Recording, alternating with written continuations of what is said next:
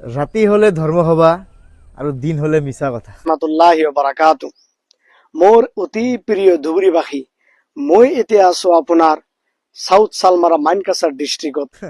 আপোনালোকে চাগে গমেই পাইছে মই কাৰ কথা কৈ আছো।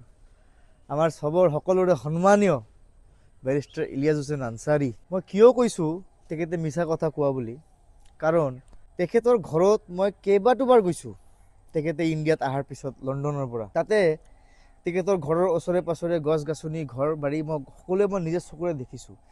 তেখেতে এটা ভিডিঅ' বনাইছে য'ত তেখেতে কৈছে, দাবী কৰিছে তেখেতে ধুবুৰীত থকা বুলি, কিন্তু তেখেতে ঠিক ঘৰৰ ছাইডৰ নেবাৰৰ ঘৰৰ সন্মুখত থিয় হৈ পেলাই খৰিচালাত ভিডিঅ'টো বনাইছে।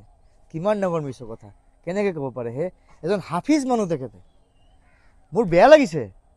সন্মানীয় হাফিজ মানুহ তেখেতে, বেৰিষ্টাৰ নোহোৱাকৈ নিজক বেৰিষ্টাৰ ক্লেইম কৰা বেৰিষ্টাৰ মানুহ এজন, লণ্ডনত গৈছে ইমান কষ্ট কৰি, মানুহে ইমান মৰম দি আছে তেখেতক, কেনেকৈ তেখেতে মিছা কথা ক'ব পাৰে কওকচোন হে ৰাইজ। মই শ্ৰমিক চুৰ অধিবক্তা গুৱাহাটী হাইকোৰ্ট। মই ইছলামৰ প্ৰতি ইমান আকৰ্ষিত, মই নিজে কোৰাণ শ্বৰীফ পঢ়ি আছোঁ আৰু ইছলামৰ অন্যান্য হাদিছ নিয়ম জানা বস্তু শিকা বস্তু শিকি আছোঁ, নামাজৰ মান্যতা শিকি আছোঁ। কিন্তু মই আজি আপোনালোকৰ ওচৰত এটা বস্তু এৰি দিওঁ যে বেৰিষ্টাৰ ইলিয়াছ হুছেইন আনচাৰী তেখেতে কিমানবাৰ নামাজ কৰে আপোনালোকে তেখেতক সুধিবচোন।